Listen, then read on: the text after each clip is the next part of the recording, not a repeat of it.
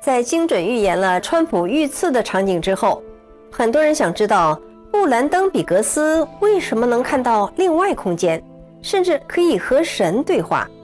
他有什么样的经历，是个什么样的人呢？其实在早期的一个视频中，他就分享了这些内容。不过他说自己曾经很犹豫是否要分享，因为内心曾经有一个巨大的伤口，不想被人看到。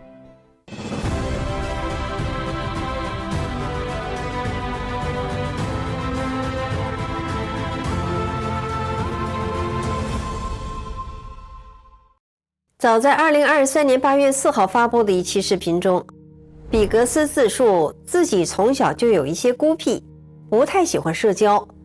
这个起因于他有严重的学习障碍，读写和算术几乎都做不了，也因此上学的时候被视为怪胎，经常被欺负，每天都被人推倒、吐口水、嘲笑，每晚都是哭着入睡的。到了中学，校长直接找到他妈妈说，有些孩子可能只能成为泥瓦匠，你儿子在学校几乎都是0分，还不如退学学个手艺，开始工作吧。于是呢，比格斯就退学了，开始在超市做了3年装袋的工作。他说我的人生中不断地出现预言，说上帝召唤我去做一番大事，但我不知道如何去实现它。那个时候他的父母正在上圣经学校，而他呢也开始听宗教讲座，买了一个录音机，整天都在听，尤其是一位名叫肯尼斯·海金的美国传教士的讲道，他听了无数遍。海金有一个中文名字叫甘坚信，海金出生于1917年，先天心脏畸形，医生预言他活不了多久。15岁的时候，他全身瘫痪，曾在10分钟内死亡了3次，每次都看到了地狱的恐怖景象，然后再一次复活。17岁的时候，他奇迹般的通过信仰的启示获得了康复。海金强调，信仰的力量非常强大，信徒可以通过信念来影响现实。他最常引用马可福音中的一段话，我确实地告诉你们，无论谁对这座山说，你挪开此地，投在海里，只要他心里不疑惑，相信自己所说的会成，事情就将为他成就。比格斯日复一日地沉浸在这些教义中，每天花好几个小时祷告、听讲、学习圣经。他说，渐渐的，神开始在我心中注入了新的领悟。18岁的时候，他得到了一个在教会工作的机会，打扫房子，照顾牧师们的日常琐事。他很兴奋，觉得这是神为他打开的大门。他一边工作，一边聆听牧师们的讲道，同时也不断在心中祈祷和学习。20岁出头，比格斯结了婚，之后跟父母举家搬迁到另一个地方。1-2年后，又在一家新的教会找到了工作，负责清洁。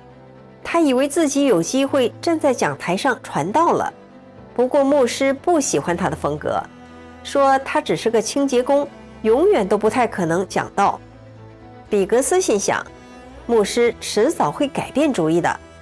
但神对他说，我希望你做一个助手，专心为牧师祈祷，继续留在这里默默地祷告。这个教会有19个厕所，他每周打扫3次，心里很不情愿，抱怨道，神啊，你招呼我去做大事，可我在这儿清洁厕所，怎么可能实现您的计划？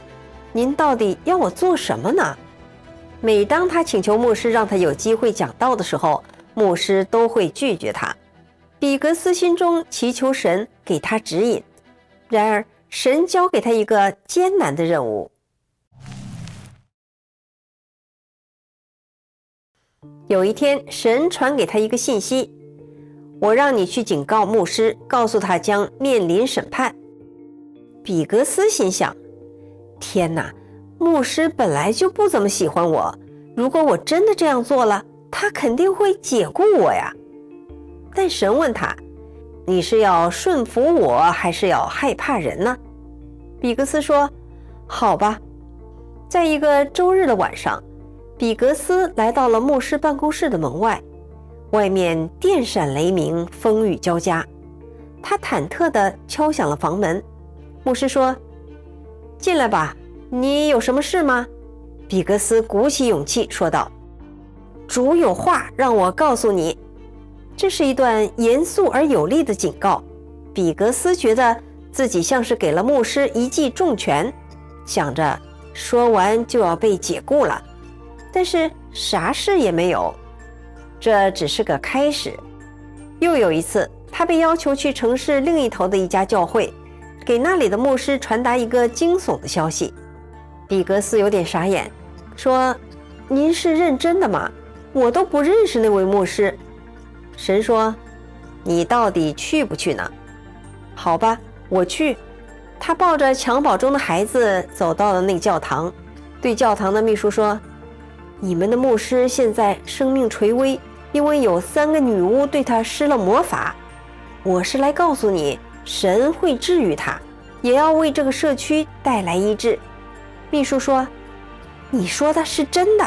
我们的牧师真的病得很重，医生也不知道他怎么了。”比格斯把神警告的话传达了，并做了神让他做的所有的事。牧师从死亡线上被拉了回来，教会也开始兴旺起来。但后来那个牧师做了背叛妻子的事情，导致那个教会再次陷入困境。就这样，无论多么艰难的任务，只要是神指派的，比格斯都会克服自己的顾虑和不安，遵照神的要求迅速地去做，一次又一次。他说：“因此我建立了与神的深厚关系。”比格斯充当着神的使者，但做着1周3次打扫厕所的脏活累活。他问道：“这什么时候是个头呢？”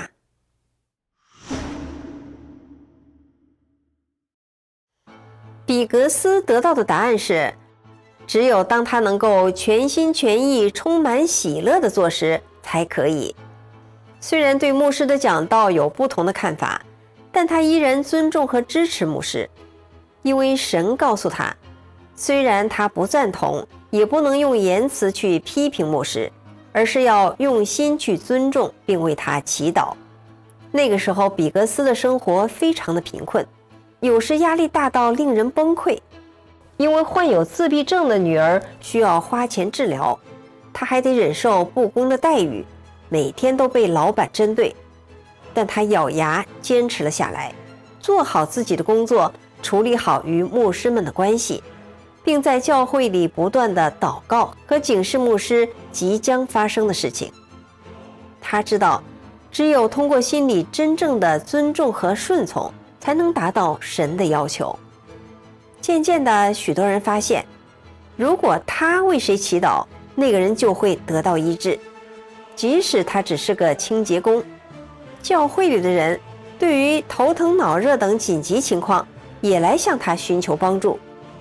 有一天，比格斯正在清扫厕所，有人来叫他说，一名刚刚接受洗礼的女巫发疯了，开始咆哮，我们都不知道怎么办，你能过来给她驱魔吗？比格斯心想，我只是个清洁工啊，你们这些传道的都不知道怎么办，倒来找我。但想想还是要谦卑才对，所以就去处理。晚上11点多了，驱魔过程还在继续。牧师们过来说，哎呀，你能让那个魔快点走吗？因为我们得回家吃饭了。比格斯让他们回家，自己留下来，直到这个女子恢复正常。比格斯在教会中逐渐赢得了声誉，所以开始在周六的早上，当主要的祷告女士不在的时候，他有机会带领大家祷告。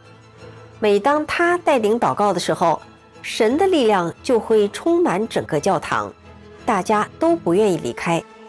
比格斯强调，他自己并不特殊，只是一直都在顺从神的安排，所以他继续保持谦卑，专注于自己所做的事。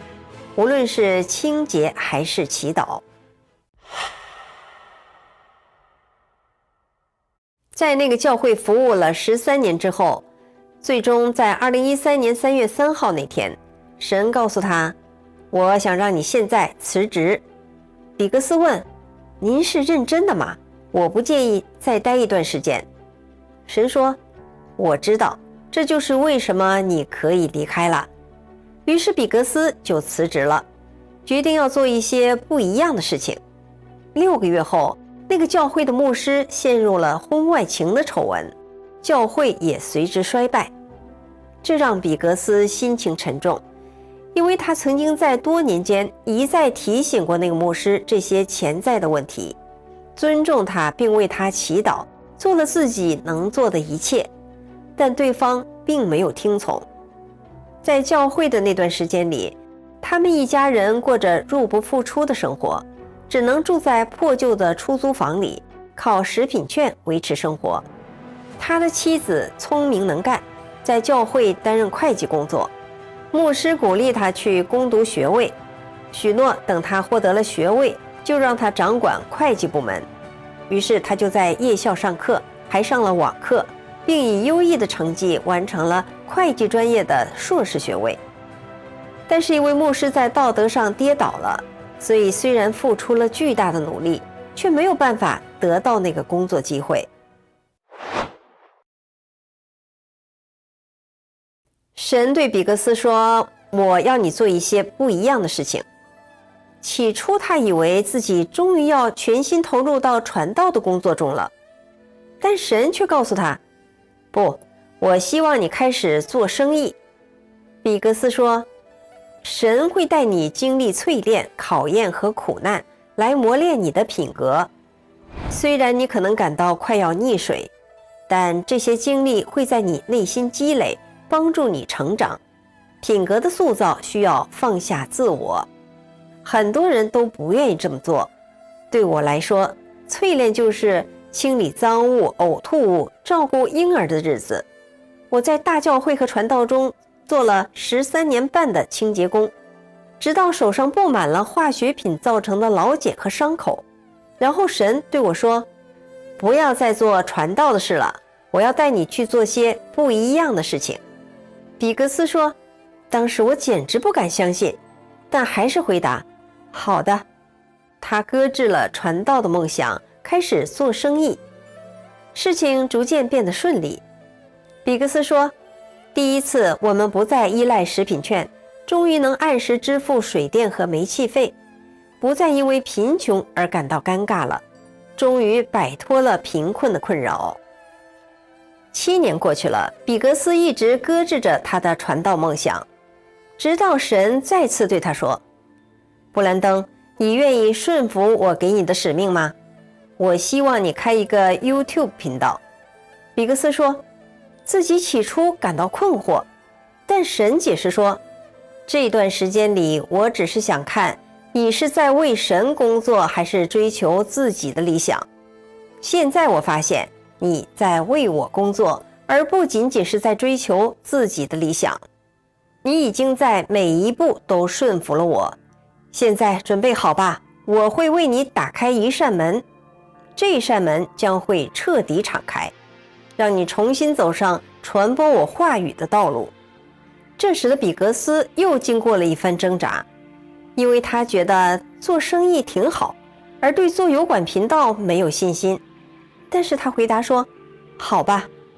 比格斯说自己就是一个普通人，但他希望通过自己的分享，能帮助更多人找到人生的方向，并与神建立真正的联系。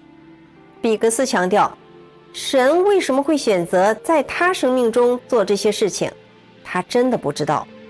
他并没有做什么特别的超自然祷告，只是当神告诉他去做一件事时，他都会迅速的去做，听从神的指引。他说，他认为如果你真诚地面对神，神也会以真诚回应你。而很多自以为虔诚的信徒，实际上只是追求外表的虔诚形象，而忽略内心对神真实的敬畏和虔诚，渴望别人的赞美，而而不是真诚的评价，这样的人是无法被神使用的。虽然比格斯认为自己非常的普通，甚至是一个从小受人欺负的孩子，扫厕所的工作一做10几年，但他做到了一般人做不到的事情。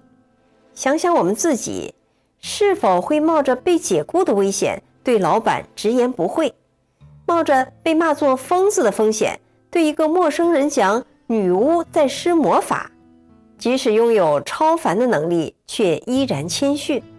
反观城镇中2个主持教会的大牧师，却都在神不断的提醒警告中继续沉沦。所以对神而言，这2种人，神会使用哪一种呢？对于预言，有人信，有人不信。但其实预言的目的是警示人，就像通过比格斯对这2个牧师的一再提醒，希望的是他们的悔改，而不是灾难的降临。观众朋友，您是怎么看的呢？欢迎在评论区留言。感谢您收看《文史大观园》，我是雪莉，我们下次节目再见。